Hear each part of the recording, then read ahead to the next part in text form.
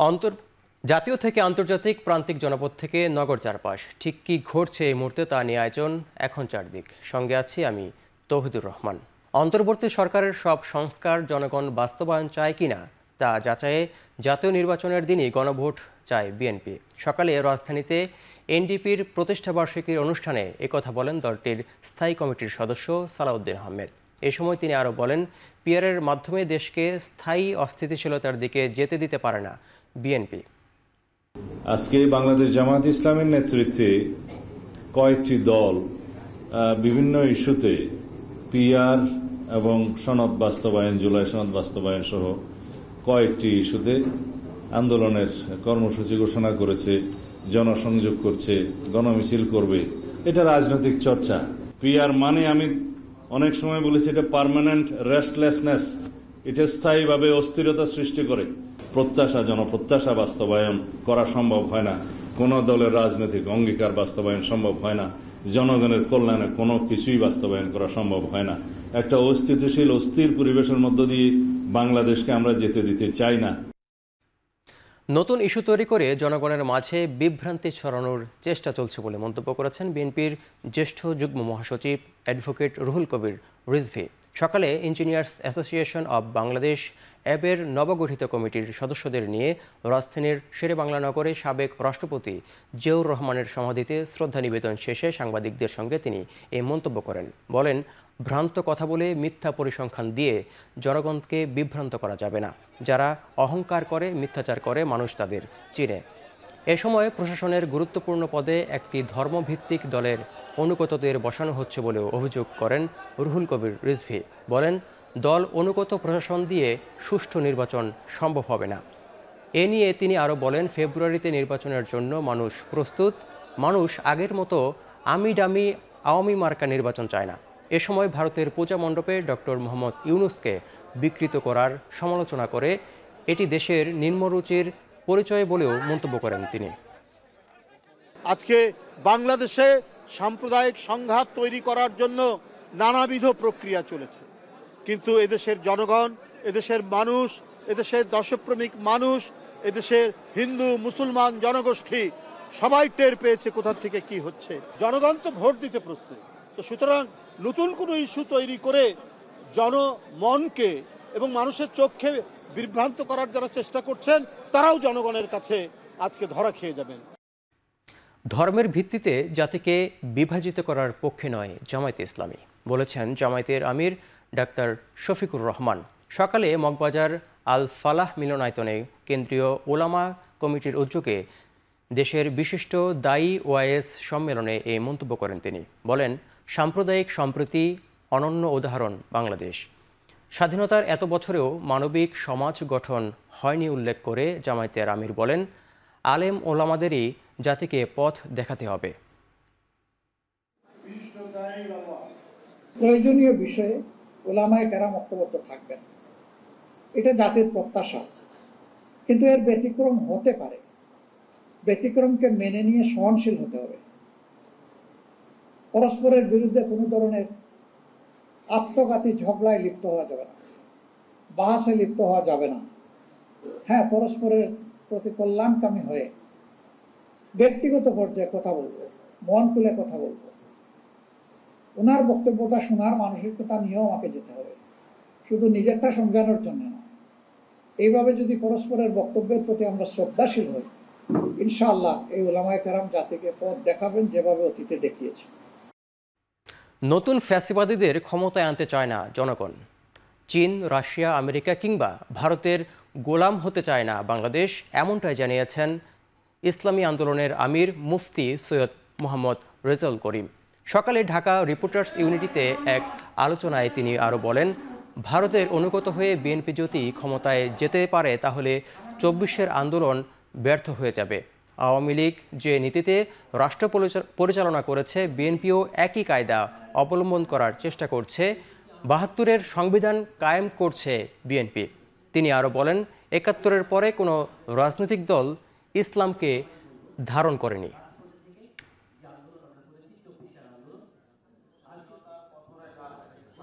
২৪-এর আন্দোলনের পরে আমরা যেহেতু মোটামুটি স্বাধীন হয়েছি, আমরা চীনের গোলামি করতে চাই না, আমেরিকার গোলামি করতে চাই না, ভারতের গোলামি করতে চাই না, রাশিয়ার গোলামি করতে চাই না। আমরা আমাদের আদর্শ বাস্তবায়ন করতে চাই। আমি একজন মুসলমান, আমার আদর্শ কোরআন ও সুন্নাহ।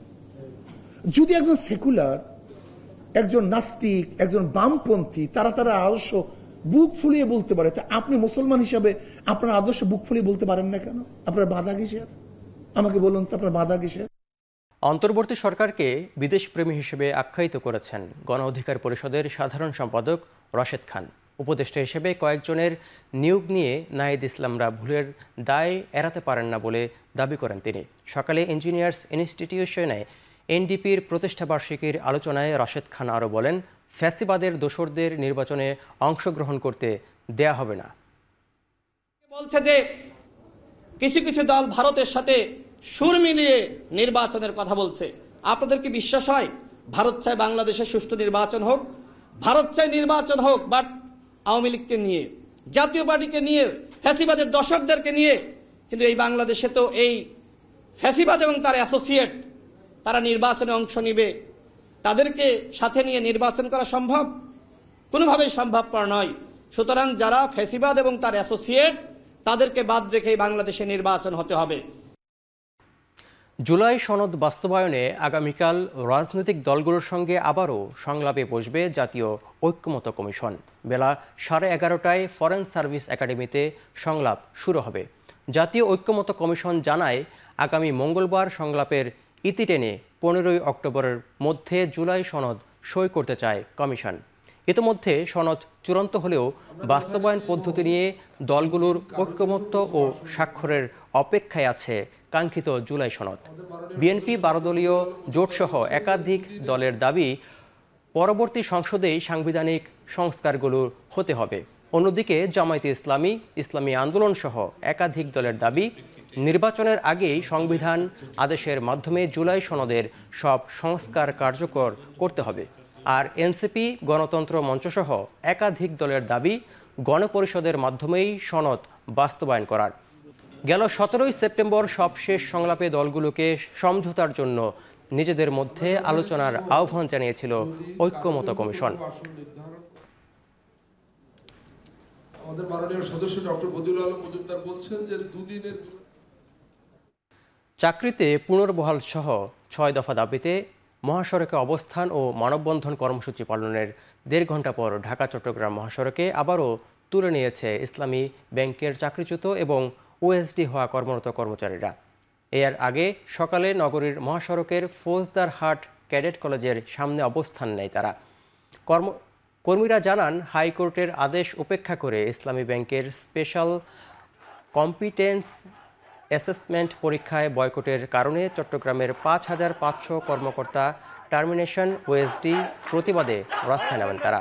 টার্মিনেট কর্মকর্তাদের স্বপদে পুনর্বহাল, পানিশমেন্ট ট্রান্সফার দেয়া বন্ধ এবং পরীক্ষা বয়কটের জন্য কর্মকর্তাদের বিরুদ্ধে করা হয়রানির মামলা অতি দ্রুত প্রত্যাহারের সহ 6 দফার দাবি জানান তারা। এ সময় সরকারের হস্তক্ষেপ কামনা করেন ভুক্তভোগীরা। এদিকে মহাসড়ক অবরোধের কারণে 1.5 ঘণ্টা যান চলাচল বন্ধ থাকে ঢাকা চট্টগ্রাম মহাসড়কে। এতে দীর্ঘ যানজটে ভোগান্তিতে পড়ে মানুষ।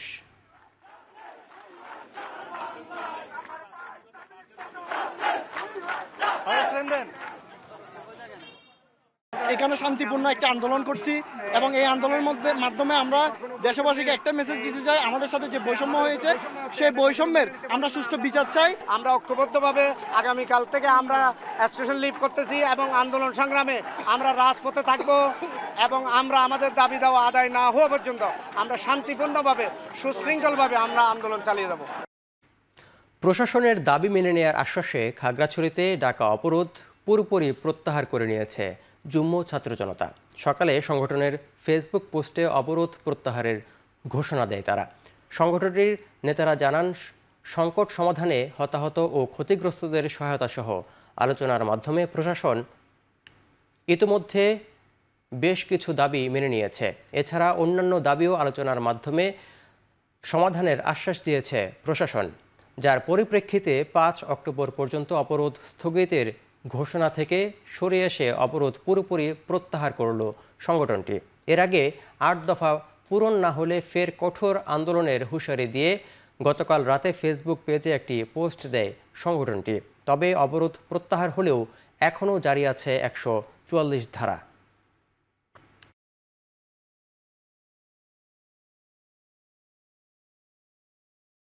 নোয়াখালীতে আধিপত্য বিস্তারকে কেন্দ্র করে একজনকে হত্যা করেছে দুর্বৃত্তরা।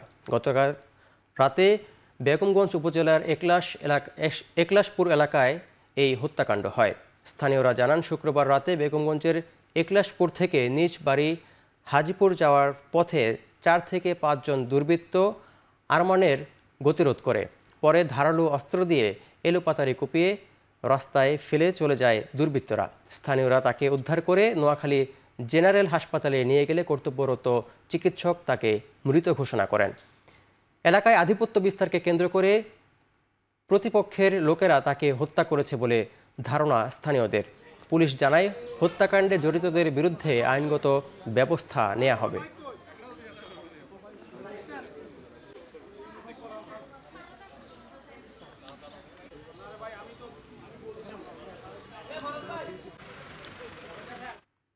নোয়াখালীর হাতিয়ায় চুরির দায়ে আটকের একদিন পর যুবকের মরদেহ উদ্ধার করা হয়েছে।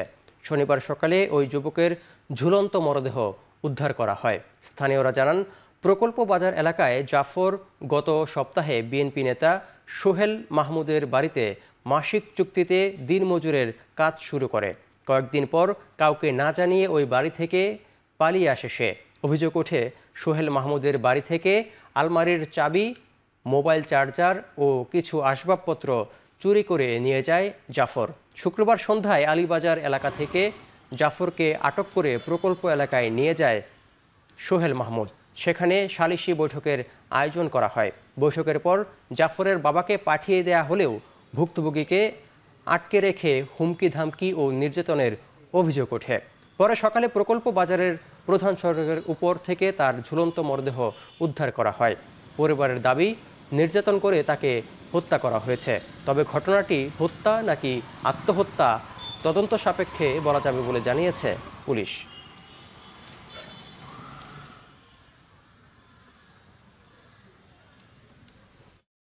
নিয়োগ বিধি সংশোধন, বেতন বৈষম্য নিরসন ও টেকনিক্যাল পদমর্যাদা প্রদানসহ 6 দফা দাবিতে শেরপুর ও সাতক্ষীরায় অনির্দিষ্টকালের কর্মবিরতি পালন করছেন স্বাস্থ্যকর্মীরা সহকারীরা।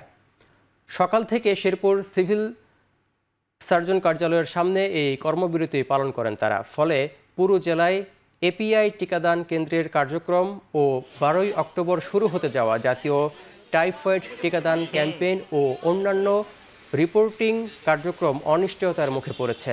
তাদের অভিযোগ, দেশের তৃণমূল পর্যায়ে শিশুদের প্রাণঘাতী 10টি রোগ থেকে সুরক্ষা দিতে স্বাস্থ্য সহকারীরা বছরের পর বছর কাজ করলেও এখনও তারা টেকনিক্যাল পদমর্যাদা থেকে বঞ্চিত। এতে সরকারি অন্যান্য কর্মচারীদের তুলনায় তারা চরম বেতন বৈষম্যের শিকার হচ্ছেন। এদিকে একই দাবিতে অনির্দিষ্টকালের জন্য কর্মবিরতি পালন করছেন সাতক্ষীরার স্বাস্থ্য সহকারীরাও। দাবি পূরণ না হওয়া পর্যন্ত কর্মবিরতি অব্যাহত রাখার ঘোষণা দেন তারা।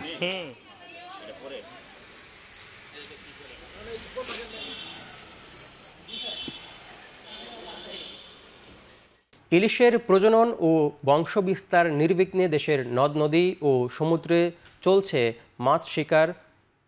মাছ শিকারে 22 দিনের নিষেধাজ্ঞা। নিষেধাজ্ঞার আওতায় আগামী 25শে অক্টোবর পর্যন্ত ইলিশ শিকার, পরিবহন ও বিক্রি বন্ধ থাকবে। ইলিশের প্রজনন মৌসুম সফল করতে ও মা ইলিশ সংরক্ষণ অভিযান উপলক্ষে বরিশালে নৌ র্যালি অনুষ্ঠিত হয়। র্যালিটি কীর্তনখোলা নদীর বিভিন্ন পয়েন্ট ঘুরে ডিসি ঘাটে শেষ হয়।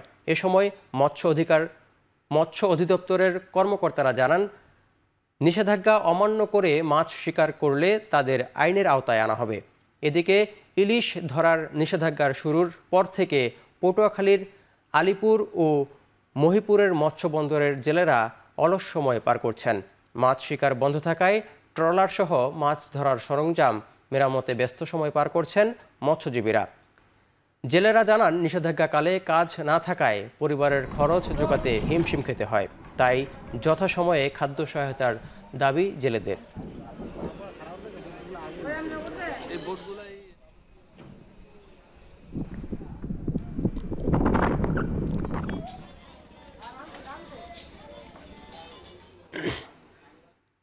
ভাষা সংগ্রামী, কবি, প্রাবন্ধিক ও রবীন্দ্র বিশেষজ্ঞ আহমদ রফিকের মরদেহ শ্রদ্ধা জানিয়েছেন সর্বস্তরের মানুষ। সকাল 11টার দিকে কেন্দ্রীয় শহীদ মিনারে শ্রদ্ধা জানানোর জন্য তার মরদেহ আনা হয়। দুপুর 1টা পর্যন্ত শ্রদ্ধা জানান বিভিন্ন শ্রেণী পেশার মানুষ। এ সময় তার বিভিন্ন কর্মের কথা তুলে ধরেন তারা। পরে শোক র্যালির মাধ্যমে তার মরদেহ নিয়ে যাওয়া হয় ইব্রাহিম মেডিকেল কলেজ হাসপাতালে। মেডিকেল শিক্ষার্থীদের প্রশিক্ষণ ও গবেষণার জন্য আহমেদ রফিক মরণোত্তর দেহদান করে গেছেন। গত বৃহস্পতিবার রাত 10টা 12 মিনিটে আহমেদ রফিকের জীবনাবসান হয়। মৃত্যুর সময় তার বয়স হয়েছিল 96 বছর। তিনি 21শে পদক, বাংলা একাডেমি সাহিত্য পুরস্কার সহ বহু জাতীয় ও আন্তর্জাতিক সম্মাননা পেয়েছেন।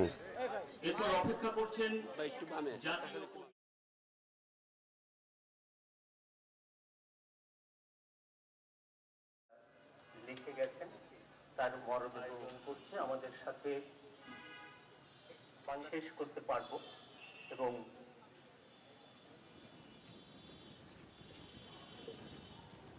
মঞ্চে পরের প্রজন্ম যারা আসছেন বা আমরাও যারা আছি তারা যদি উনাদেরকে মূল্যায়ন করতে পারি, উনাদেরকে মনে রাখতে পারি, উনাদের কথাগুলো কাজে প্রয়োগ করতে পারি, তাহলে কিন্তু আমাদের সবচেয়ে বড় দায়িত্ব হবে।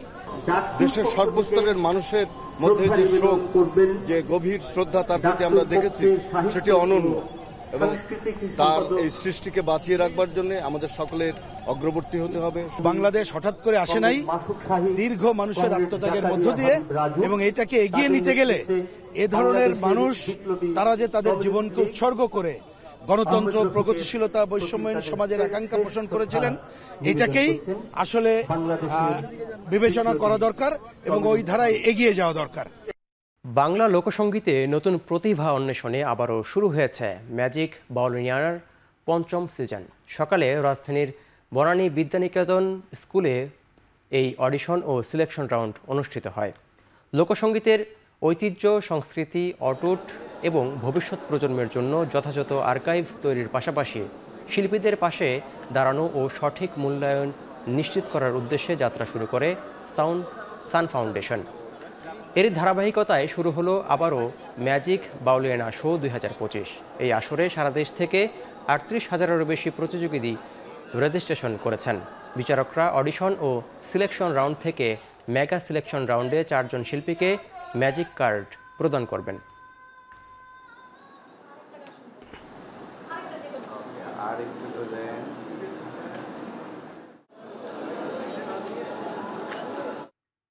দেশে প্রথমবারের মতো অনুষ্ঠিত হল EHA-HSB হেমাটোলজি টিউটোরিয়ালের 2 দিনব্যাপী আন্তর্জাতিক সম্মেলন। রাজধানীর হোটেল ইন্টারকন্টিনেন্টালে এই সম্মেলন অনুষ্ঠিত হচ্ছে। এর আয়োজন করেছে ইউরোপিয়ান হেমাটোলজি অ্যাসোসিয়েশন ও হেমাটোলজি সোসাইটি অব বাংলাদেশ। সম্মেলনের বিভিন্ন দেশের 15 জন আন্তর্জাতিক বিশেষজ্ঞ এবং 213 জন দেশীয় হেমাটোলজিস্ট ও প্রশিক্ষণার্থী অংশ নিয়েছেন। আন্তর্জাতিক এই সম্মেলনটিতে হেমাটোলজির বিভিন্ন আধুনিক দিক অগ্রগতির উপর গুরুত্ব আরোপ করেন উপস্থিত বিশেষজ্ঞ ডাক্তাররা। এই আয়োজনের মাধ্যমে বাংলাদেশে হেমাটোলজি চিকিৎসা ও গবেষণার মানোন্নয়ন এবং আন্তর্জাতিক পর্যায়ে দেশের চিকিৎসকদের সম্পৃক্ততা বৃদ্ধির এক নতুন দিগন্ত উন্মোচিত হলো বলে জানিয়েছেন দেশের চিকিৎসকরা। উদ্বোধনী অনুষ্ঠানে শুভেচ্ছা বক্তব্য রাখেন হেমাটোলজি সোসাইটি অব বাংলাদেশের সভাপতি অধ্যাপক ডাক্তার আমিন লুৎফুল কবির, সাধারণ সম্পাদক ডাক্তার মোহাম্মদ আদনান হোসেন মাসুদ এবং ইউরোপিয়ান হেমাটোলজি অ্যাসোসিয়েশনের প্রতিনিধিরা।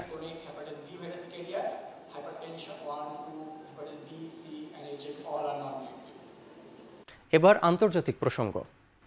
গাজাগামী গ্লোবাল সুমুদ ফ্লোটিলার জাহাজগুলোকে অবিলম্বে গাজায় পৌঁছে দেওয়ার আহ্বান জানিয়েছেন ঢাকা বিশ্ববিদ্যালয়ের শিক্ষকরা। দুপুরে অপরাজেয় বাংলার সামনে ঢাকা বিশ্ববিদ্যালয়ের শিক্ষকদের সংগঠন ইউনিভার্সিটি টিচার্স লিংক আয়োজিত মানববন্ধনে তারা বলেন, যাদেরকে বন্দী করা হয়েছে দ্রুত তাদেরকে মুক্তি দিতে হবে।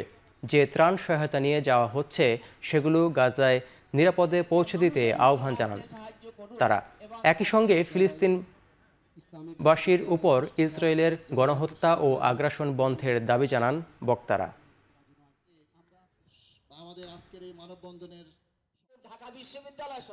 ইসরায়েল তার শক্তি প্রয়োগ করে ফিলিস্তিনিবাসীকে ধ্বংস করে দিচ্ছে, নির্মমভাবে হত্যা করতেছে, অর্থাৎ সে মানবতাকে ধ্বংস করছে। আমরা চাই যে মানবতা টিকে থাকুক, ধ্বংস না হোক। তো এই ফিলিস্তিনির পক্ষে সহমর্মিতা প্রকাশ করা, তাদের পাশে দাঁড়ানো, এটি আমাদের উদ্দেশ্য।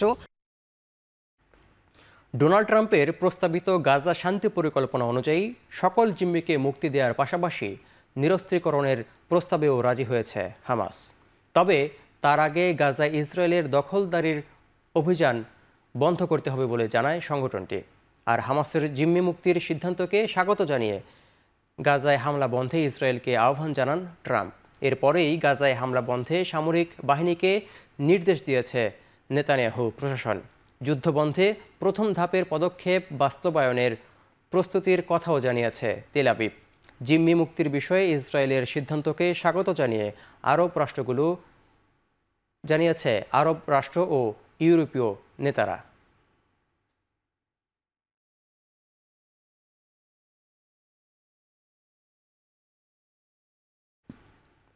মার্কিন প্রেসিডেন্ট ডোনাল্ড ট্রাম্পের আহ্বানের পরও গাজায় হামলা চালিয়েছে ইসরায়েলি সেনারা। শুক্রবার রাতে গাজা উপত্যকায় আইডিএফের হামলায় প্রাণ গেছে অন্তত 7 ফিলিস্তিনির, যাদের মধ্যে 2 শিশুও রয়েছে। এমনকি গাজা সিটিতে প্রবেশ না করতে ফিলিস্তিনিদের হুঁশিয়ারি দিয়েছে ইসরায়েলি বাহিনী। শুক্রবার রাতে ট্রাম্পের শান্তি চুক্তির প্রস্তাবে আংশিক সম্মতির কথা জানায় ফিলিস্তিনের স্বাধীনতাকামী গোষ্ঠী হামাস।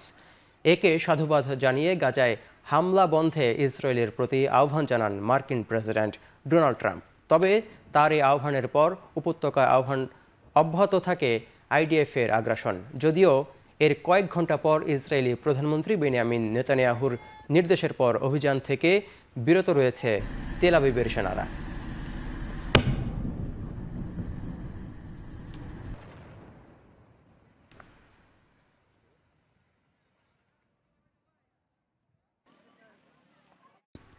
চব্বিশ ঘন্টার মধ্যে দ্বিতীয়বারের মতো জার্মানির আকাশসীমায় সন্দেহজনক ড্রোন উড়তে দেখা যাওয়ায় আবারও বন্ধ ঘোষণা করা হয়েছে মিউনিখ বিমানবন্দর।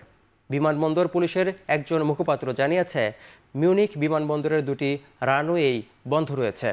পরবর্তী নির্দেশনা না দেয়া পর্যন্ত বিমানবন্দরের সকল কার্যক্রম বন্ধ থাকবে বলেও জানিয়েছে কর্তৃপক্ষ।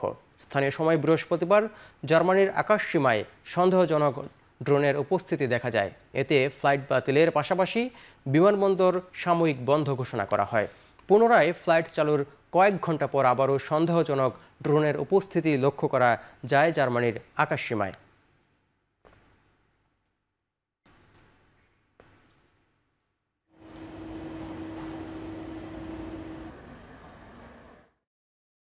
ক্যারিবিয়ান সাগরের ভেনেজুয়েলার উপকূলের কাছাকাছি মাদক বহনকারী একটি জাহাজে প্রাণঘাতী অভিযান চালিয়েছে মার্কিন সেনাবাহিনী। এই অভিযানে নিহত হয়েছে 4 মাদক চোরাচালানকারী। অভিযানের বিষয়টি নিশ্চিত করেছেন মার্কিন প্রতিরক্ষা মন্ত্রী পিট হেগসেথ। সামাজিক মাধ্যমে একটি ভিডিও প্রকাশ করে এ তথ্য জানান তিনি। ভিডিওতে দেখা যায় অভিযানের সময় নৌকাটি পুড়ে যায়। হেগসেথ দাবি করেন, নিহত সবাই মাদক সন্ত্রাসী এবং এই অভিযানে কোনো মার্কিন সেনা হতাহত হয়নি।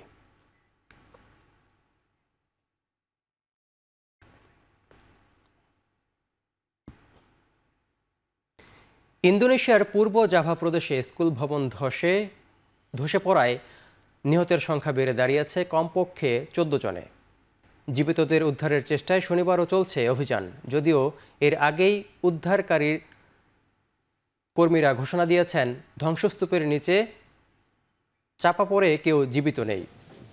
সিদুয়ারজোর শহরের সোমবার বিকেলে ভবনটি ধসে পড়ার সময় সেখানে উপস্থিত ছিলেন কয়েকশো শিক্ষার্থী। ধ্বংসস্তূপে আটকা পড়ে অর্ধশতাধিক, যাদের বেশিরভাগই বয়স 13 থেকে 19 বছরের মধ্যে। এদের মধ্যে মাত্র 14 জন জীবিত উদ্ধার হয়েছে বলে জানিয়েছে প্রশাসন।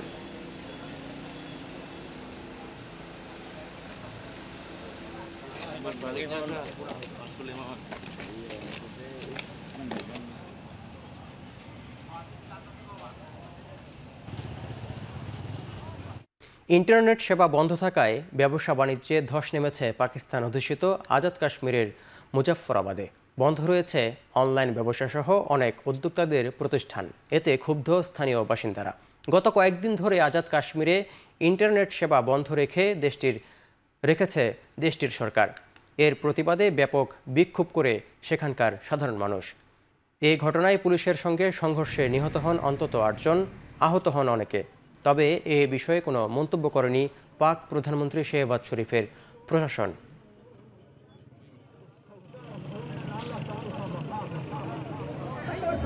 ना जाने अगला लम्हा हमारे ऊपर कैसा आने वाला है।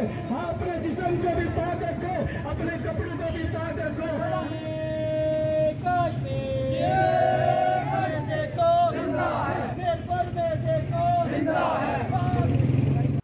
ভারতের ওয়ানডে দলের নতুন অধিনায়ক হলেন শুভমান গিল। রোহিত শর্মাকে সরিয়ে তার হাতেই নেতৃত্বের ভার দিয়েছে ভারতের ক্রিকেট বোর্ড বিসিসিআই। সদ্য সাবেক রোহিত শর্মাকে দলে নেওয়া হয়েছে বিশেষজ্ঞ ব্যাটার হিসেবে। একই ভূমিকায় দলের জায়গা পেয়েছেন বিরাট কোহলিও। মূলত 2027 বিশ্বকাপের আগে প্রস্তুতির পর্যাপ্ত সময় পেতেই গিলকে আসন্ন সিরিজে অধিনায়কের দায়িত্ব দেওয়া হয়েছে। চলতি সপ্তাহে কোচ গৌতম গম্ভীরের অনুরোধে গিলকে নতুন অধিনায়ক করার সিদ্ধান্ত নেওয়া হয়। এই সিরিজ দিয়েই চ্যাম্পিয়ন্স ট্রফির পর প্রথমবার ভারতের ওয়ানডে খেলতে নামবে দলটি। নতুনদের মধ্যে দল জায়গা পেয়েছেন নীতিশ কুমার রেড্ডি এবং ধ্রুব জুরেল। হার্দিক পান্ডিয়ার বদলে এসেছেন রেড্ডি আর ঋষভ পান্তের বদলি জুরেল।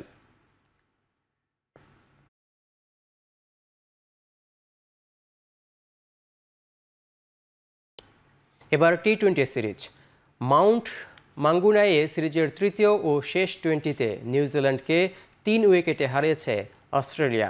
এর মাধ্যমে 2-0 ব্যবধানে চ্যাপেল হ্যাডলি সিরিজ জিতল অজিরা। টস হেরে ব্যাট করতে নেমে নিয়মিত বিরতিতে উইকেট হারাতে থাকে নিউজিল্যান্ড। ওপেনার টিম উইটফার্ড সর্বোচ্চ 48 রান করেন। ব্রেসওয়েলের 26 ও নিশামের 25 রান সুবাদে 20 ওভার শেষে 9 উইকেটে 156 রান সংগ্রহ করে কিউইরা।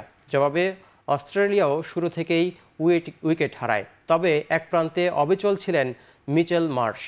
মূলত তার সেঞ্চুরিতেই জয়ের পথে থাকে অজিরা। শেষ পর্যন্ত 52 বলে 103 রানে অপরাজিত থাকেন অজি ক্যাপ্টেন। দ্বিতীয় সর্বোচ্চ 14 রান আসে মিচেল ওয়েনের ব্যাট থেকে। নিশাম 4 উইকেট নিলেও দলকে জেতাতে পারেননি। সিরিজের প্রথম ম্যাচে 6 উইকেট জিতেছিল অস্ট্রেলিয়া। দ্বিতীয় ম্যাচ বৃষ্টিতে পরিত্যক্ত হয়।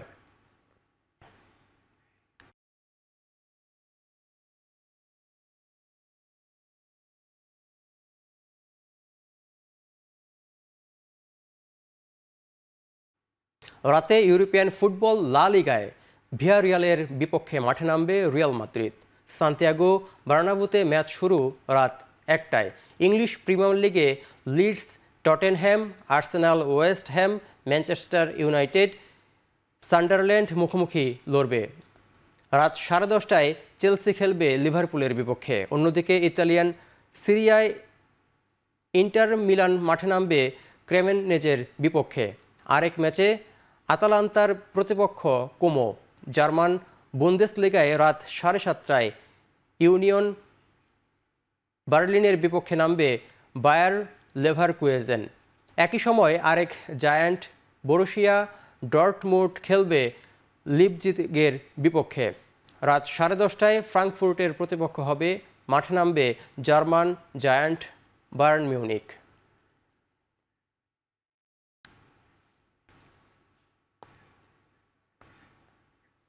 আবারও চোটে স্প্যানিশ তারকা লামিন ইয়ামাল।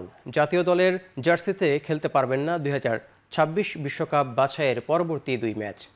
মিস করতে পারেন বার্সার হয়ে বছরের প্রথম এল ক্লাসিকো। জর্জিয়ার ও বুলগেরিয়ার বিপক্ষে বিশ্বকাপ বাছাইয়ের ম্যাচ দুটির জন্য লামিয়ানকে রেখেই 26 সদস্যের দল ঘোষণা করেছিলেন স্পেনের কোচ লুইস দে লাল ফুয়েন্তে। এর কয়েক ঘন্টার মধ্যে আসে তার চোটের খবর।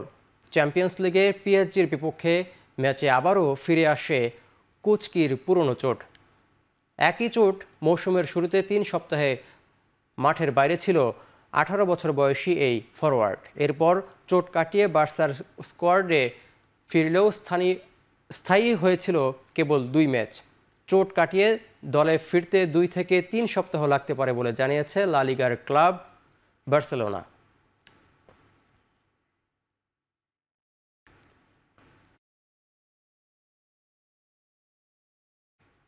অক্টোবরের ফিফা উইন্ডোতে 2 প্রীতি ম্যাচ খেলবে আর্জেন্টিনা। ম্যাচ দুটির জন্য লিওনেল মেসিকে অধিনায়ক করে 28 সদস্যের দল ঘোষণা করেছেন লিওনেল স্ক্যালেনো। দল চমক হিসেবে জায়গা পেয়েছেন 3 নতুন মুখ ফাকুন্দো ক্যাম্বেসেস, লাউতারো রিভারো এবং আনিবাল মোরেনো। ফিরেছেন মার্কোস সেনেসি, লাউতারো মার্টিনেস ও নিকো পাজ। মেসি আলভারেজদের সাথে ফরওয়ার্ড লাইনে দায়িত্ব সামলাতে দেখা যাবে মার্টিনেসকে। মেজর লিগ সকারে খেলা রদ্রিগো দি পলো আছেন এই দলে। লিওনার্দো বালের্দির সাথে বরাবরের মতো রক্ষণ সামলাতে দলে রয়েছেন নিকোলা তাগালিয়া ফিকো। যুক্তরাষ্ট্রের মায়ামিতে 10 অক্টোবর ভেনেজুয়েলার বিপক্ষে মাঠে নামবে আর্জেন্টিনা। এরপর শিকাগোতে 13 অক্টোবর পুয়ের্তো রিকোর বিপক্ষে খেলবে মেসিরা।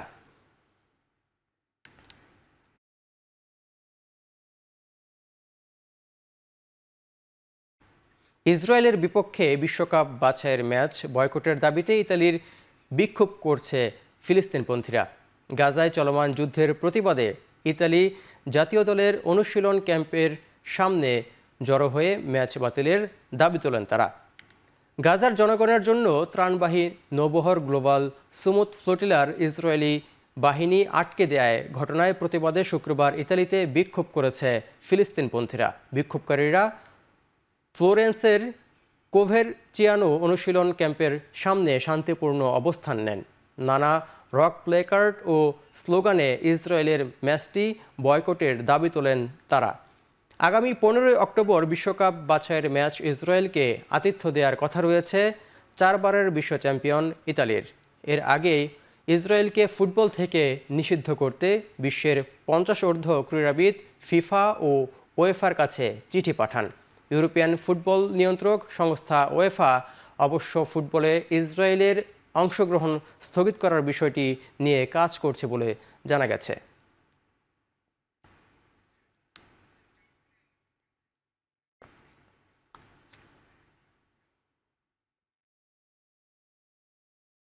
শেষ করছে এখন চারদিক। এখন টেলিভিশন ওয়েবসাইটে দেখতে ভিজিট করুন www.ekhon.tv। এছাড়া ফেসবুকে দেখতে ভিজিট করুন facebook.com/tv.ekhon এবং ইউটিউবে দেখতে ভিজিট করুন youtube.com/c/ekhon tv।